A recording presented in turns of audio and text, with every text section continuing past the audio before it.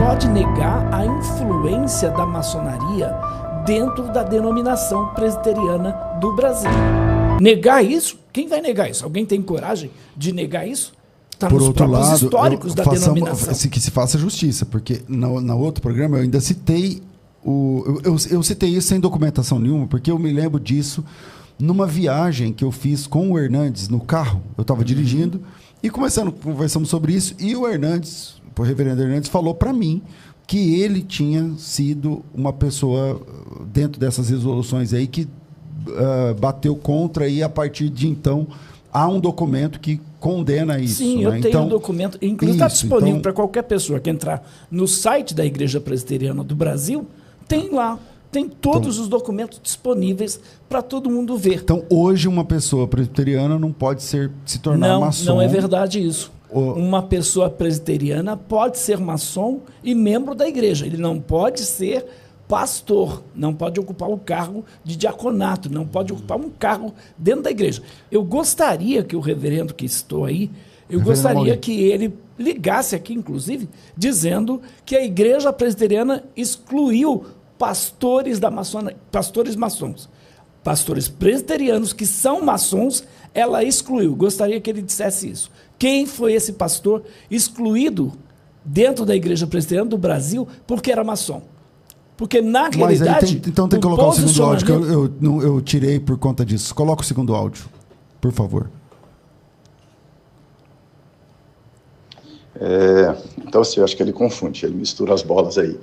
Penha com Batista, Edésio com Edesildo, né, faz um rolo lascado. E outra coisa, ele fala do Guilhermino, dizendo que o Guilhermino era maçom. Que eu acho que é uma informação também equivocada. Falo porque conheço pessoalmente o Guilhermino. E na época que a IPB proibiu maçonaria, proibiu os pastor, presbítero, de entrar na maçonaria, a presbiteriana definiu nos documentos dela que maçonaria é religião e que é incompatível com a fé cristã. Essa é a essência da decisão. Eu participei diretamente da votação, fui parte do grupo que mobilizou para não aceitar a maçonaria na IPB. Um dos líderes do movimento também foi o Hernandes. E nós brigamos bastante. Eu trabalhei diretamente, ajudei a construir o documento que tirou. E assim, na época, não teve... O Guilhermino não liderou o grupo para defesa, não. O Guilhermino era contra, né, a proibição, mas ele também não era maçom. Isso eu sei porque eu conversei pessoalmente com o Guilhermino e ele me disse que ele era membro do Rotary Club. Ele nunca foi maçom. Ele foi do grupo do Rotary Club. Então, são coisas diferentes, né? Então, acho que esse cara fala umas coisas na conversa lá do podcast que ele está por fora da IPB. Quem não conhece, está falando de fora para dentro com informações colhidas em rodas de conversa aí sem precisão. Tá aí. Fica aí, como o Joaquim falou também, ele não estava preparado para trazer toda a documentação, mas fica... A gente pode até fazer um programa específico sobre a questão da maçonaria e a Igreja Presbiteriana do Brasil. Eu posso vir falar só sobre isso, inclusive. Tá. Então, como o tema não é o maçonaria e a Igreja Presbiteriana, mas o cristão e a maçonaria, assim como você disse que na presbiteriana não há... a pessoa pode ser pastor presbiteriano maçom. Não pode, mas... Não pode. A igreja não vai expulsar ele. A igreja diz que não é correto. Tá? É que ele falou que é incompatível com a fé, né? Isso, mas aí eu te pergunto, é incompatível com a fé. Aí o cara continua como pastor maçom? Mas então você acha que hoje ainda tem pastores maçons? Claro que tem. Muitos, não é poucos, não são poucos, são muitos. A Igreja Presbiteriana do Brasil... Não é só na presbiteriana. Não, né? vamos voltar aqui, enfatizar só a Igreja Presbiteriana do Brasil, tá bom? Mas a Igreja Presbiteriana do Brasil, eu não conheço um pastor que foi expulso por ser maçom. Não conheço. E quem, por favor, conhecer, liga pra gente aqui. E é importante... Liga pro programa. É importante... Porque o posicionamento é esse. O camarada é pastor, maçom, ele continua. Agora, você entra para a Igreja Presbiteriana, você é maçom, Você não pode entrar sendo maçom, você tem que renunciar à maçonaria. Então, conversando uma outra ocasião, para ser pastor. Membro pode. Membro, eles não, até onde eu sei, eles vão dizer que é incompatível.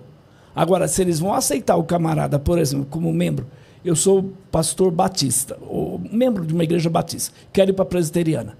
Vai ter toda lá umas diretrizes. Agora, eu não sei ao certo se ele vai ser admitido como membro, mas você já é presbiteriano, maçom, e não é membro, e não é pastor, você continua.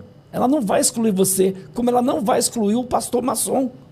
Em nenhum momento o documento diz o seguinte: o pastor que for maçom vai ser expulso da denominação.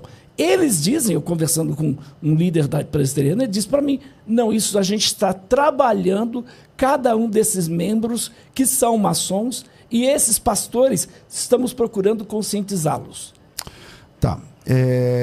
Essa realidade também é presente em muitas denominações, né, Joaquim? Eu disse que praticamente todas as denominações. Uma que se posicionou oficialmente contra a maçonaria, e, aliás, ela surgiu por causa disso, é a IPI, a Igreja Presbiteriana Independente. Mas o pastor Samuel ele falou disse que tem. Hoje em dia tem bastante. Eu acho difícil uma denominação que não tenha. Por isso que eu disse que ela está em quase todas as denominações. Eu ainda não conheço uma denominação que não tenha. Eu não conheço. Quem conhecer, por favor, me diga aqui, ó, a nossa denominação não tem. Não tem até você não saber quem é maçom e quem não é, porque normalmente é isso que acontece.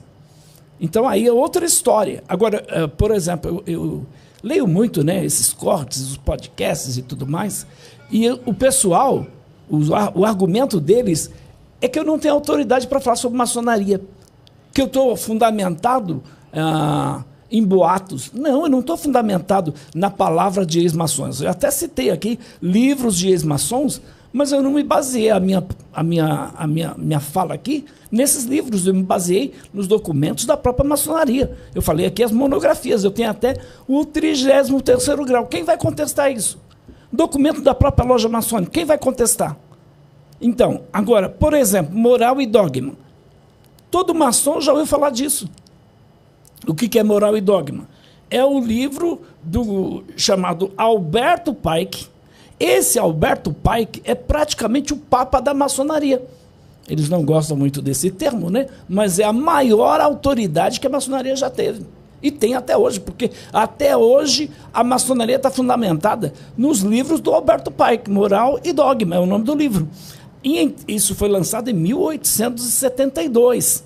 E é interessante porque estes livros, né, o livro Moral e Dogma, tem vários, né, mas é basicamente esse livro publicado aí, é um livro composto de orientações e ensaios de Pike, que recompilou, estabeleceu as bases filosóficas, sociológicas, históricas, políticas, simbólicas e religiosas do rito escocês, que é o rito antigo e aceito. Esse seria a maçonaria mais famosa, tá? Que é do rito escocês, antigo escocês é o rito. Então, elabora aí ensinamentos aí para o 33º grau do rito escocês, e é interessante porque é uma obra, eu diria aí com volume, pelo menos dos ensinamentos compilados aí, com muitas páginas, mais de 800 páginas.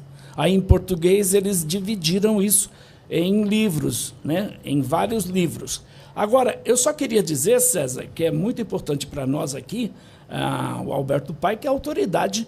Todo maçom reconhece ele como sendo autoridade. Agora, tem gente que se diz maçom, e a gente não pode ignorar isso, tem vários ritos. Estamos falando do rito escocês. Está aí o Alberto Pike, esse camarada aí, tá? Tem o livro também, Moral e Dogma aí. Vou colocar aí na tela para você ver, olha lá. Moral e Dogma, volume 1, tá? Tem vários volumes. Então, a maçonaria está basicamente fundamentada neste livro aí.